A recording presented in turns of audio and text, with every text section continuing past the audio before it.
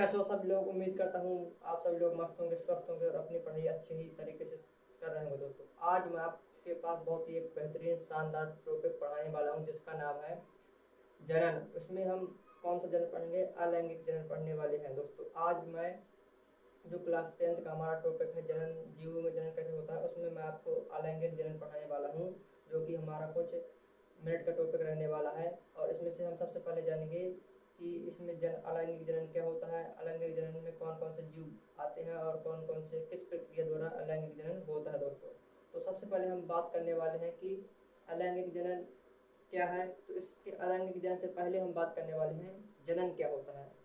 तो आपके पास एक शब्द आया है जनन, जनन कई बार ये शब्द आता है। तो हम सबसे पहले जानेंगे कि जनन जनन क्या होता है, फिर उसके बाद हम जानेंगे कि जनन कितने प्रकार के होते हैं, फिर उसमें हम जानेंगे कि अलैंगिक जनन क्या होता है। दोस्तों तो हम सबसे पहले चर्चा करने वाले हैं जनन क्या होता है। तो जनन यानी रिप्रोडक्शन क्या होता है। तो यह एक जीवों में होने वाला एक प्रक्रिया है, या फिर कह दें कि एक जीव में होने वाला एक ऐसा गुण होता है जिससे कोई भी जीव अपने ही आकार, रंग, रूप और आकृति जैसी एक संतति उत्पन्न करता है। जैसे एक पीढ़ी से दूसरी पीढ़ी में कोई संतति उत्पन्न होती है तो इसी पूरी प्रक्रिया को ही जनन कहते हैं। दोस्तों जैसे कि डेफिनेशन में लिखा हुआ है कि जब यह जीव में पाए जाने वाला एक गुण होता है जिसमें सभी जीव क्या करते हैं, अपने ही जैसे रंग, रूप, आकृति एवं आकार की संतति क्या निर्माण करते हैं या फिर उत्पन्न करते हैं। इसी करने की जो क्षमता होती है जीवों के पास, तो इसी क्षमता को हम क्या कहते हैं, जनन कहते हैं, यानी रिप्रोडक्शन कहते हैं। दोस्तों उम्मीद करता हूँ आपको इतनी चीज़ बहुत ही अच्छे तरीके से समझ में आई होगी। अब हम दोस्तों बात करने वाले हैं कि जो जनन होता है, ये जो रिप्रोडक्शन होता है कितने टाइप में होता है। तो सबसे पहले हम बात करेंगे अलैंगिक जनन यानी सेक्सुअल रिप्रोडक्शन, फिर बात करेंगे अलैंगिक जनन यानी कि असेक्सुअल रिप्रोडक्शन। बेसिकली हमको इस चैप्टर में पढ़ना क्या है, इस टॉपिक में हमको पढ़ना है कि अलैंगिक जनन क्या होता है। तो हम आज अलैंगिक जनन के बारे में ही चर्चा करेंगे और लैंगिक जनन के बारे में थोड़ा डिस्कस बस करेंगे। बाकी डिटेल चर्चा हम आज अलैंगिक जनन के ऊपर ही करने वाले हैं। तो हम जानेंगे कि अलैंगिक जनन क्या होता है। इसमें युग्मकों के निर्माण होता है और इसमें नर एवं मादा की आवश्यकता होती है। दोस्तों और इसमें क्या होता है, इसमें युग्मकों की आवश्यकता नहीं होती है और इसमें जीवों की अकेले ही जनन कर सकता है। कोई भी जीव हो वो अकेले ही जनन कर सकता है। इस अलैंगिक जनन में दोस्तों कौन कौन से जीव जनन करते हैं, जैसे कि मानव हो गया, जितने भी जानवर हो गए और जितने भी पेड़ पौधे हो गए, वो लैंगिक जनन द्वारा, सेक्सुअल रिप्रोडक्शन द्वारा जनन करते हैं। और इसके बाद हमारे पास दूसरा जनन आता है जिसका नाम है अलैंगिक जनन। इसमें युग्मकों का निर्माण नहीं होता है, यानी ना ही इसमें गैमेट्स बनते हैं। दोस्तों बार बार एक शब्द आता है गैमेट्स, तो मैं यहाँ पर युग्मक समझाता हूँ, यानी युग्मक, युग्मक किसे कहते हैं, यानी कि गैमेट्स क्या है।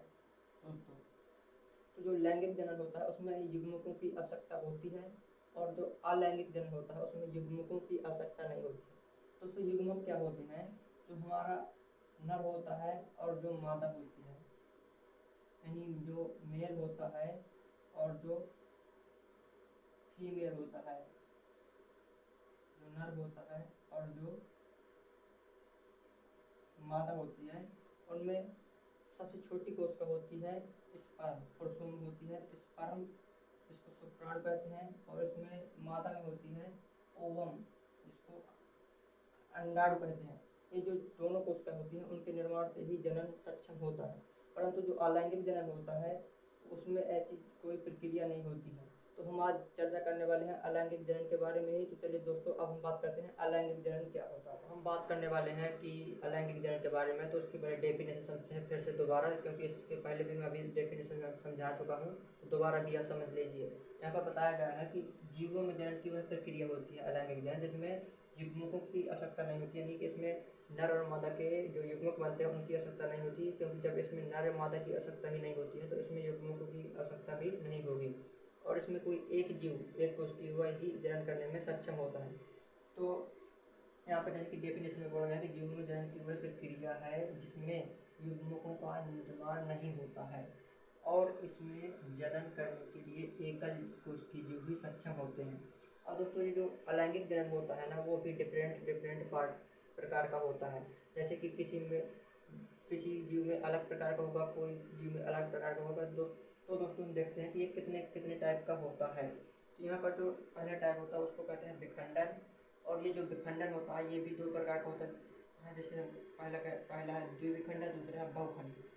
दूसरा है हमारा खंडन, ये है हमारा पहला, ये है दूसरा खंडन। तीसरा है हमारा पुनरुद्गमन, जिसको पुनर्जनन भी कहते हैं। तीसरा है हमारा मुकुलन, और चौथा है वनस्पति जनन। बेसिकली ये अलैंगिक जनन में तो नहीं आता, एक अलग जनन है वनस्पति जनन, क्योंकि इसे अलग पढ़ते हैं ना, तो ये लैंगिक में होता है ना ही अलैंगिक में होता है, और इसको वनस्पति जनन के नाम से रख देते हैं। तो मैं इसको अलैंगिक जनन में ही पढ़ा दूंगा। तो यहाँ ये जो वनस्पति जनन होता है ये भी दो प्रकार का होता है। एक होता है यहाँ पर, एक होता है कायिक जनन और दूसरा होता है बीजाणु समासंग। तो हम सबसे पहले जानेंगे कि विखंडन क्या होता है दोस्तों। विखंडन के बारे में हम चर्चा करेंगे। तो इस विधि में क्या होता है कि कोई परिपक्व जीव होता है विखंडन विधि में, तो यह दो खंडों में टूट जाता है अपने। हम सबसे पहले जानेंगे विखंडन क्या होता है। तो विखंडन में कोई एक कोश की जीव होता है जो कि दो खंड, जो कि जिसमें कुछ समय बाद वो परिपक्व होता है तो उसमें कुछ उभार आता है, तो वह दो खंडों में टूट जाता है, इसको द्विखंडन कह देते हैं। और कुछ जीव होते हैं जो बहुत सारे खंडों में टूट जाते हैं, इस प्रक्रिया को हम बहुखंडन कह देते हैं। तो इसके एग्जाम्पल क्या होते हैं, जैसे द्विखंडन का एग्जाम्पल, यहाँ पर जगह नहीं है तो मैं यहाँ पर लिख देता हूँ। यहाँ पर द्विखंडन होता है, द्विखंडन के जो एग्जाम्पल है वो है अमीबा और लेशमानिया, अमीबा और लेशमानिया। और दूसरा है बहुखंडन। तो दोस्तों बहुखंडन किसमें होता है, बहुखंडन, मैं यहाँ बहुखंडन का एग्जाम्पल लिखता हूँ। बहुखंडन ये दोस्तों किसमें होता है, प्लाज्मोडियम। प्लाज्मोडियम एक जीव होता है, और जो प्लाज्मोडियम होता है दोस्तों ये मलेरिया वाहक होता है, मलेरिया वाहक होता है। दोस्तों अमीबा किस प्रकार का होता है, अमीबा की जो शेप होती है कुछ इस प्रकार की होती है, और जो लेशमानिया होता है दोस्तों वो हमारा कुछ इस प्रकार का होता है, यहाँ पर ये दो भागों में। और जो प्लाज्मोडियम होता है वो उसमें बहुत सारे छोटे छोटे बीजाणु होते हैं जो कि बहुत सारे खंडों में व्यक्त होते हैं। अब दोस्तों हम जानेंगे कि खंडन क्या होता है। इसमें दोस्तों क्या होता है, खंडन विधि में, खंडन जो विधि होती है ये बहुकोशिकीय जीवों में होती है खंडन विधि। और इसमें क्या होता है दोस्तों कि इस विधि में ये जो खंडन विधि होती है दोस्तों ये बहुकोशिकीय जीवों में होती है, परंतु अलैंगिक प्रकार से होती है, इसलिए इसमें भी क्या होता है विखंडन जैसा ही होता है, परंतु इसमें जीव जो होते हैं वो बहुकोशिकीय होते हैं। इसमें बहुकोशिकीय जीव में एक परिपक्व आता है जो कि दो या दो से अधिक खंडों में टूट जाते हैं, जैसे कि यहाँ पर बताया। इसके एग्जाम्पल हो जाते हैं राइजोपस और स्पाइरो। इसके एग्जाम्पल है दोस्तों खंडन के राइजोपस, और दूसरे हैं दोस्तों जिसका नाम है स्पाइरोगायरा।